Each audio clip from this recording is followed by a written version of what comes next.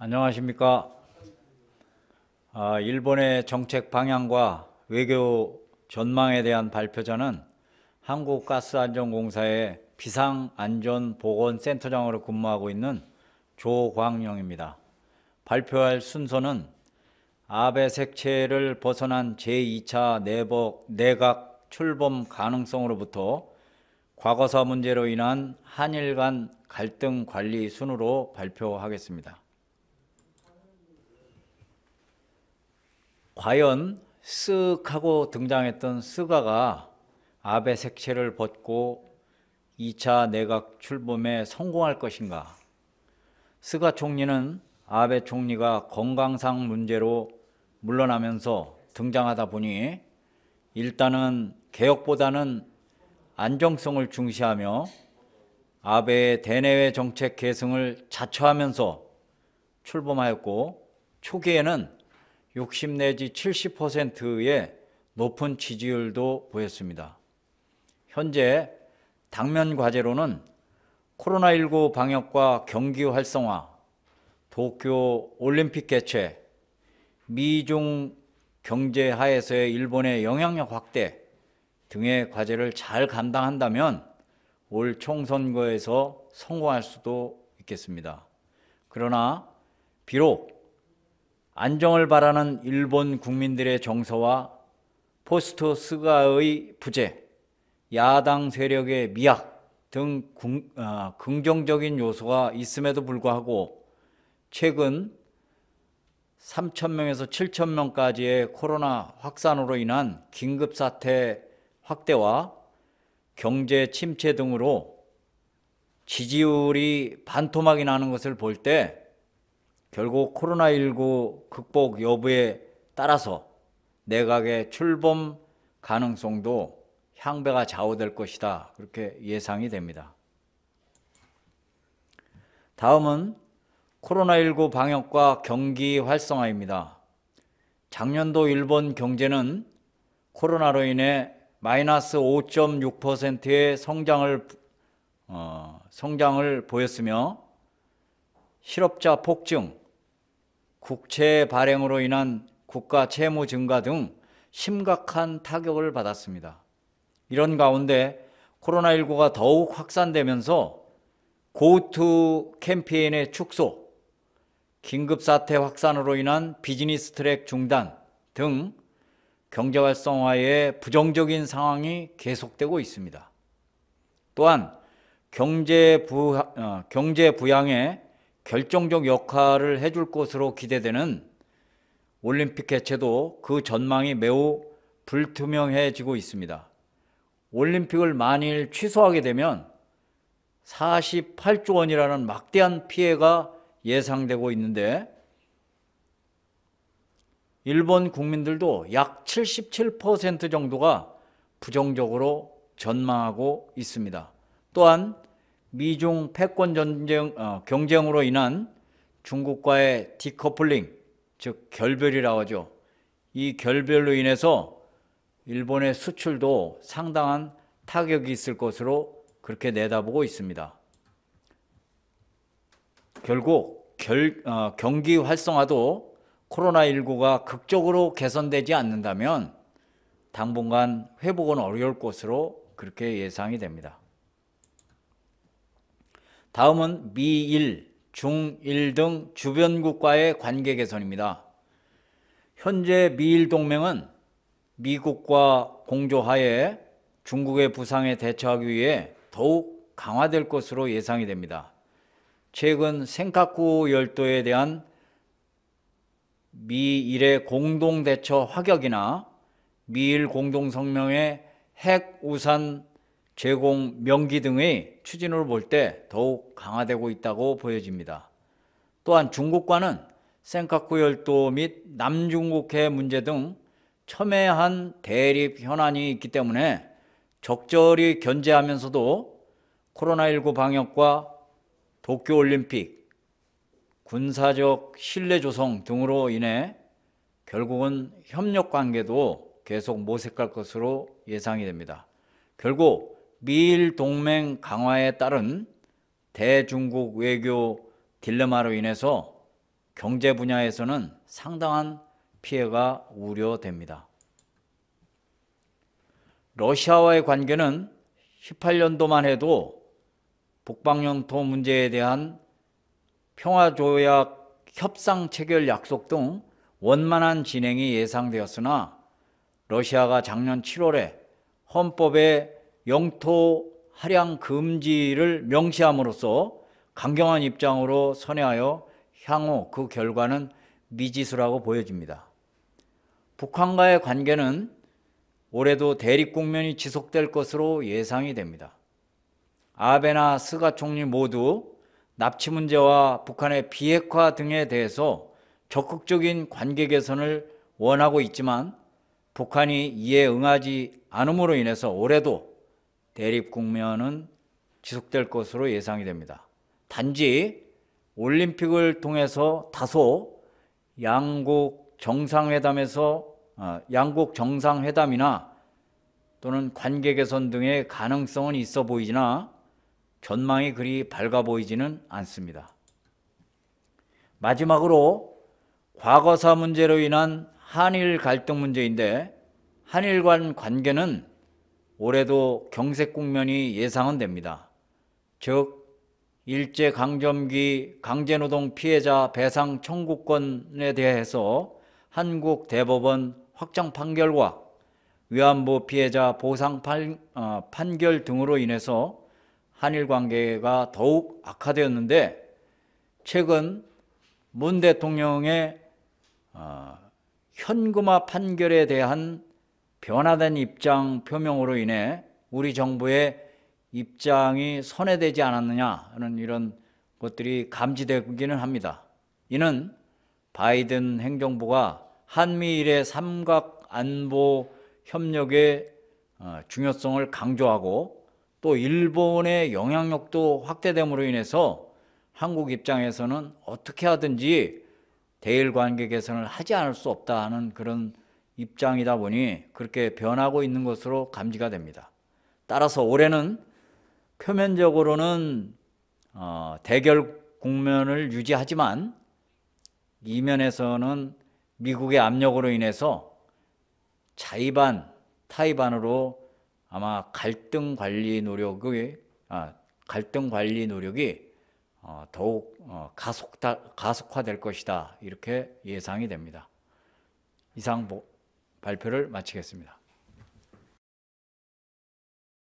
안녕하십니까. 포스코에너지 비상계획관 허정행입니다. 저는 러시아 정세에 대해서 말씀드릴 수 있도록 하겠습니다. 먼저 러시아는 총선 결과에 따른 푸틴 장기 집권 구도 안착 가능성이 제기되고 있습니다. 2020년 작년 개헌을 통한 푸틴의 정권 연장 가능성이 증가되어 현재 6년 임기 연임이 2차례나 추가로 가능하게 되었습니다. 그리고 작년에 코로나19 등으로 인한 러시아 경제 회복 가능성은 불투명합니다. 그 이유는 러시아의 가장 큰 산업은 에너지 산업인데 작년에 유가가 폭락하고 거기에 따라서 LNG까지 폭락을 해서 작년의 경제 성장률을 보면 마이너스 4%입니다. 그리고 2021년 올해는 총선 결과에 따라 푸틴과 집권 세력이 명운이 좌우되는 시기가 되겠습니다. 소결론적으로 개헌으로 정권은 안정되었으나 국내의 악재로 강력한 푸틴 대통령의 위기관리 능력이 필요한 시기가 되겠습니다. 두 번째는 올해 1월 20일 날 바이든 행정부가 들어섬으로써 강력한 러시아의 압박과 이에 따른 냉각된 안정화에 대해서 저희는 생각을 해봐야 되겠습니다. 바이든 대통령 후보 시절에는 러시아는 주적이라는 발언을 했습니다. 이것은 오바마 대통령 시절에 부통령으로 재직 시에도 대러 강경 입장을 고수했던 연장선이 되겠습니다. 그리고 민주당 내 트럼프 당선을 위한 러시아 대선 개입설 등 반러 감정이 팽배해 있는 상태에서 트럼프의 대중 견제를 위한 러시아의 관계 개선 희망은 바이든 행정부에 들어서서는 거의 무리를 건너갔다고 볼 수가 있겠습니다. 그리고 이에 따라서 예상되는 바이든의 대정책은 대러시아 등의 충돌을 할 수 있는 국면으로서 나토의 동맹을 강화하는 동맹 강화 전략을 1순위로, 두 번째는 CIS 국가 개입, 그리고 러시아의 야권 통합으로 푸틴을 압박하는 전략과 러시아가 현재 시리아 등에서 주권을 쥐고 있는 중동으로 미국이 다시 복귀하는 등의 시나리오가 예상되고 있습니다. 결론적으로 돌발적인 트럼프와 다른 계획적이고 철저한 바이든의 협상 기반 외교는 냉각된 안정화를 유도할 것으로 예상이 됩니다. 이에 따라 러시아는 미국과 신냉전을 준비해야 될 사항이 될 것으로 예측이 됩니다.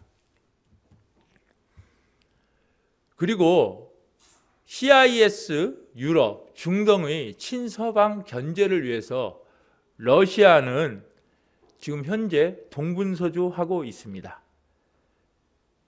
밑에 보시는 바와 같이 몰도바나 키르기스스탄 같은 경우도 친서방화에 따라서 친러시아 정책을 현재 러시아에서 지속 추진하고 있는 실태가 되겠습니다. 그리고 러시아와 나토의 완충지대에 위치한 CIS 다른 제국가들에 대해서도 친서방화를 견제하고 있습니다.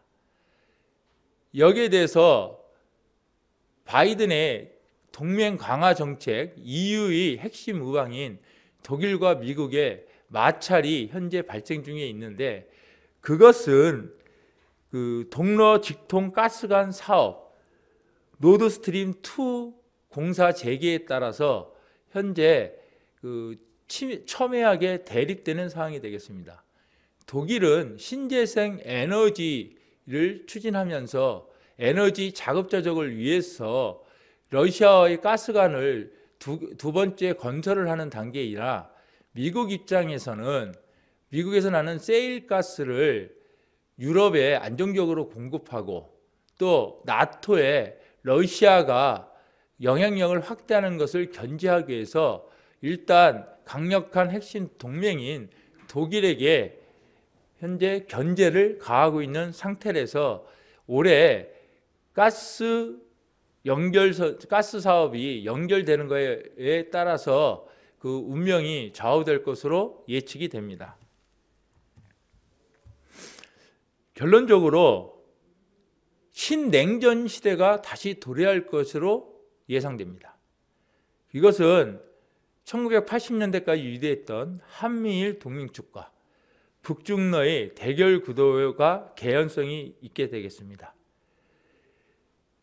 앞서 말씀드렸듯이 미국이 중동 지역으로 복귀함에 따라서 러시아와 경쟁이 재개되는 것은 불가피할 것이고, 이에 따라서 초강대국 미국이 글로벌 리더십 회복 선언에 러시아는 긴장하게 될 것입니다. 그리고 바이든 대통령 후보 시절에 중국은 경쟁자, 러시아는 주적 발언에 대해서 앞서 말씀드렸던 신냉전의 대결 구도는 지속될 것으로 예측이 되고, 바이든의 동맹 강화를 통한 글로벌 리더십 회복 축으로 인해서 신냉전 진영 구성을 위한 개연성은 더욱 증가될 것입니다. 따라서 저희 대한민국은 미국의 중국, 러시아 동시 압박에 대비한 역으로 중국과 러시아가 저희 대한민국에 대한 압박을 할 수 있는 개연성을 고려하여 유연한 외교 정책으로 난국을 타파할 노력이 필요하겠습니다. 이상으로 발표를 마치겠습니다.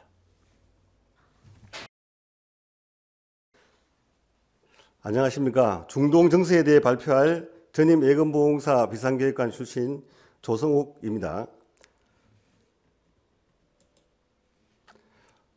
바이든 행정부의 출범과 동시에 중동 정책의 재정비가 예상이 되는데요. 트럼프 행정부는 미 대사관의 예루살렘 정격 이전이나 이란의 핵합의 파기 등으로 일방적 예측 불가능한 중동 외교 행보를 보였지만 바이든 행정부는 이란의 핵합의 복귀 등과 같은 일관성 회복과 28 평화회담 중재 등의 외교를 강화하고 동맹국들과의 파트너십의 회복 등이 핵심 기조라 할 수 있습니다. 바이든 행정부가 반트럼프 정책을 추진할 것으로 보는 것은 외교 정책의 참모진을 보면 알 수 있는데 오바마 행정부의 주요 정책 입안자들을 국무부 장관과 국가안보보좌관으로 임명했다는 것을 보면 알 수 있습니다. 코로나19 이후 중동 지역 내에서는 중국의 존재감이 상승될 것으로 예측되는데 중국은 코로나 방역 등 건강 실크로드 프로젝트를 적극 추진하였는데 중동에서도 미국과 유럽의 지원이 어려운 상황이라 중국의 개입을 적극 환영하는 분위기입니다. 미국이 세일가스 혁명으로 최대 산유국으로서 중동에서 구매자가 아닌 경쟁자 관계로 전환되면서 중동 산유국의 최대 단일 구매자인 중국의 눈치를 보는 실정이며 그동안 중국과는 경제협력에만 치중했는데 앞으로는 정치 안보 분야까지 협력 수위도 상승될 것으로 예측됩니다. 앞으로 사우디 등 걸프 왕정은 미국의 안보 지원 약화에 우려하고 위험 회피 차원에서 중국과도 안보 협력도 고려하는 상황으로 전개 가능성이 보이는 가운데 코로나19 이후 중국의 중동 진출이 보다 입체화될 전망입니다. 이란 핵합의 재활성화 가능성이 고려될 것으로 보는데 바이든의 이란 핵합의 복귀를 적극 추진하고 있지만 이란 정국의 강성 보수파가 대선에서 승리를 할 경우 대미 적대 노선 천명이 예상되고 있는 가운데 이란 핵합의 재활성화에 반대하는 이스라엘이나 사우디의 움직임 등이 돌발 변수로 보고 있습니다. 어쨌든 이란 핵합의 복귀는 미국의 중동 정책 중 가장 시급하고 상징적인 정책이라고 할 수 있겠습니다.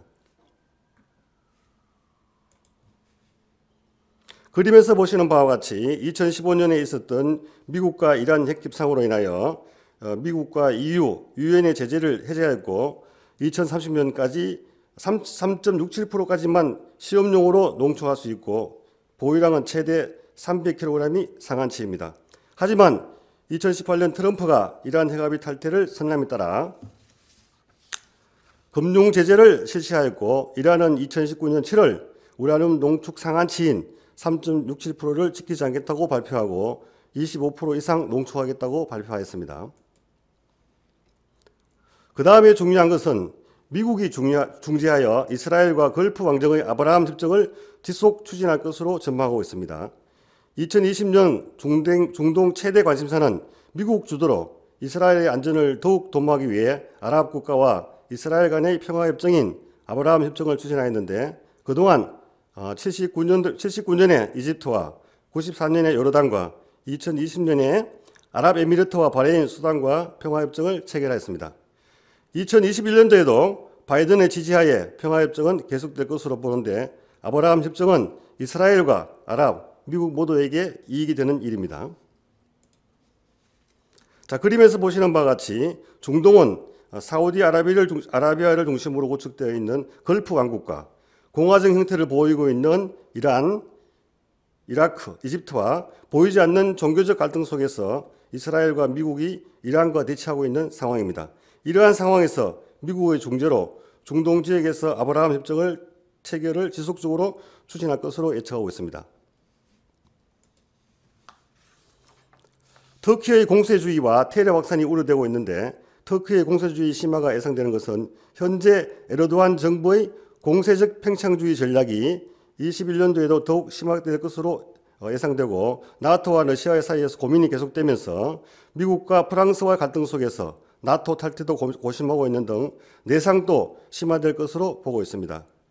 21년도에도 중동발 테러 위협이 지속될 것으로 전망하고 있는데 이슬람 국가의 조직이 살아나고 ISIS 출신의 지하디스트들이 확산이 우려되고 있는데 코로나19로 인한 경제난, 사회불만 증대와 난민 확산 등이 테러 촉진 요인으로 보고 있습니다.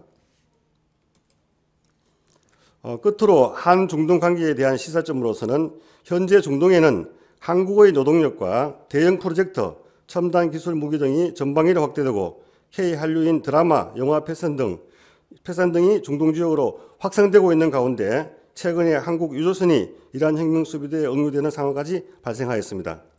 한중 간 전략적 상승의 관계로 발전할 필요가 있다고 보며 중동 전세 분석과 이해를 통해 맞춤식 외교관계를 형성하고 한중동 간 지역 밸류 체인을 확대하여 상호 이익을 추구할 필요가 있으며 이란과의 양국 간 인도주의적 협력 유지 등을 확대할 필요가 있다고 봅니다. 이상 설명을 마치겠습니다. 지금까지 한비의 유튜브 포럼에 참여해 주신 회원 여러분, 국민 여러분 감사합니다. 저희 유튜브 촬영된 내용은 한비의 홈페이지에서 링크를 해서 보실 수 있도록 준비하겠습니다. 그리고 질문사항이나 기타 발전 방향에 대해서는 그 링크된 밑에 댓글로 달아주시면 더욱더 발전을 위해서 노력하겠습니다. 성원해 주셔서 감사합니다.